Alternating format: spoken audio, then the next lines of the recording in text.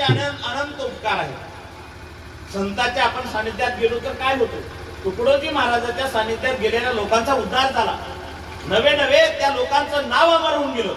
तुकडोजी महाराजांच्या गाडगे बाबांच्या सानिध्यात गेलेल्या लोकांचं नाव अमर होऊन गेलं. एवढंच नाही, तुकाराम महाराजांच्या सानिध्यात गेलेले लोक अमर होऊन गेले. म्हणून संतांच्या सानिध्यात गेलं पाहिजे. संतान की संग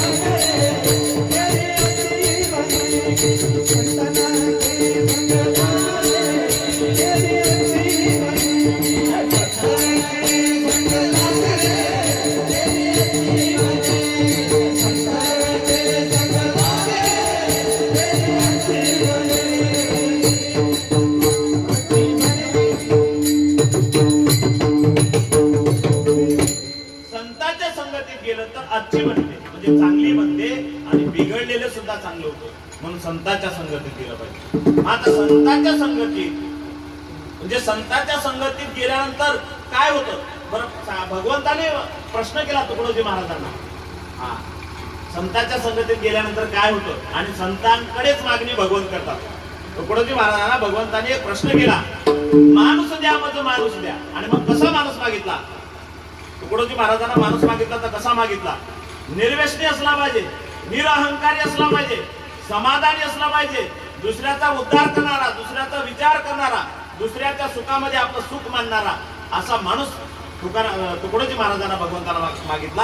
आणि तो माणूस देण्यासाठी अखंड आयुष्य तुकडोजी महाराजांनी आपलं आयुष्य पूर्ण जिंकवलेलं आहे. या देशासाठी नवे नवे या देशातील प्रत्येक मानवासाठी तुकडोजी बाबा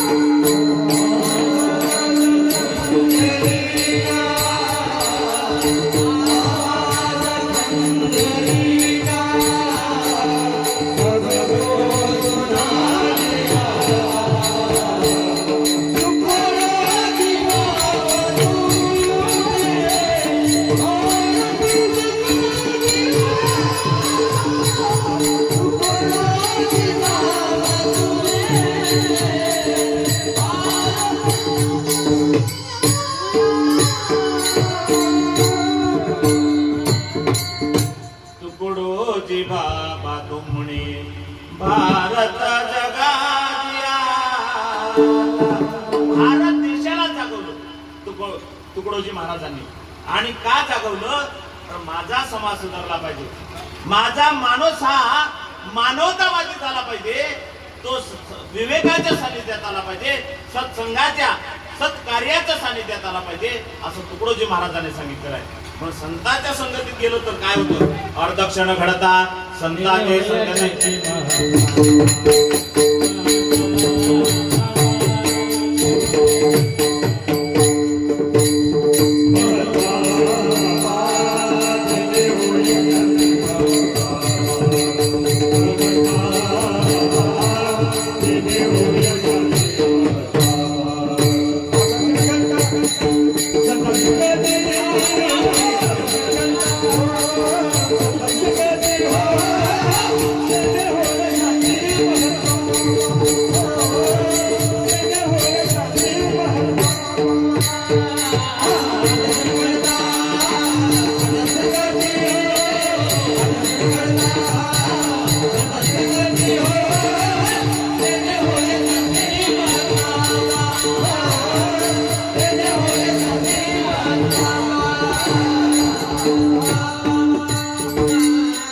अर्धक्षण घडता संताचे संगती तिने होय शांती मोहन बाबा.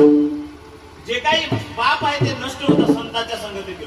तुकडोजी महाराजांच्या संगतीत गेले, एवढंच नाही गाडगे बाबाच्या संगतीत गेले, लोक अमर होऊन गेले, त्यांच्या जीवनाचा उद्धार झाला, महत् पाप नष्ट झाला. म्हणून आपण संतांच्या संगतीत. पण संतांची संगत आज काय आपल्याला संत पाहायला मिळत नाहीत, पण संतांना सांगितलेले विचार आपण ऐकलो म्हणजे संतांच्या संगतीत गेलो.